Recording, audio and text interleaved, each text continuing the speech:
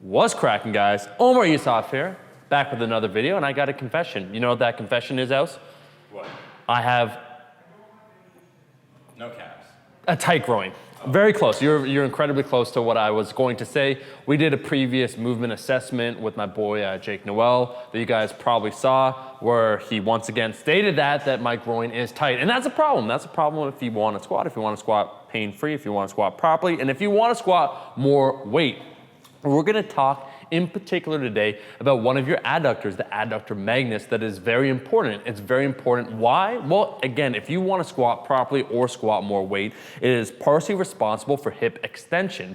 What is also responsible for that? Your glutes. The hamstrings, if you read the Greg Nuckols article, fantastic article all about squatting, the hamstrings do certainly play a role, but the glutes are really important when it comes to hip extension, so bringing your hips back underneath the bar when you come out of the hole. But another component, another area that no one really talks about is that adductor magnus. So if it's feeling tight chronically, or if it's weaker to a significant degree than your abductors, so much so either your knees cave in or you start with a poor position, or you notice that your hips tend to shoot back when you're squatting. When you try to squat back up, the hips shoot back. This likely could be a contributing factor that your adductor magnus is either tight and weak, tight or weak, a combination thereof. So today I'm speaking as someone that does have a tight set of groin. I have found for myself that stretching it out and strengthening it with this mobility drill I'm gonna show you guys certainly does help when it comes to squat mechanics. There's a lot of different things moving at the same time when you're trying to squat. Some people just think, oh, you go all the way down and all the way back up. Look, if you got long femurs like myself, and Els can attest to this, True.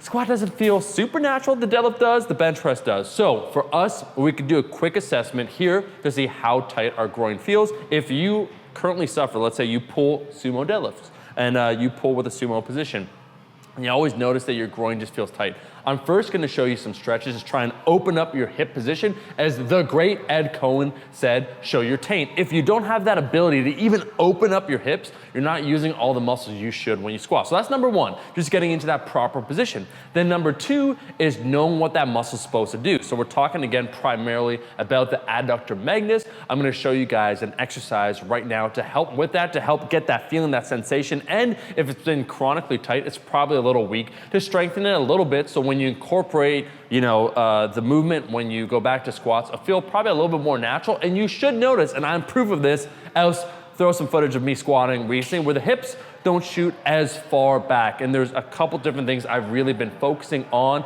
It seems like if you look at muscle fiber type, the adductor magnus or your adductors probably respond best to a slower tempo, just to really focus on it, focus on feeling it in that specific area. So you can do, as I said before, tempo squats would be another great assistance movement. But what you can do if it just feels completely foreign and you always notice that your hips feel tight, your groin feels tight when you squat and your knees tend to cave in. When you squat, you just can't get in that good position.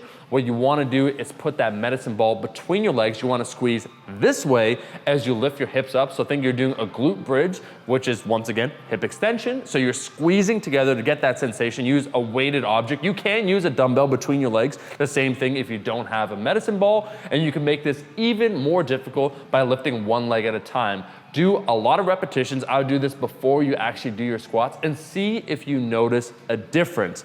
Like I talked about before, it's the little details that really matter. And if we want to squat the most amount of weight, if we want to squat properly, if we want to squat pain-free and keep making progress, we have to pick apart everything. My name is MOMMA'S, and I do have a tight groin, and you know what? I want to fix it for 2018. I also want to squat more weight. So try this out. Adductor magnus, the hidden tool, the hidden muscle group to try and assist you when it comes to the squat. This should help you out.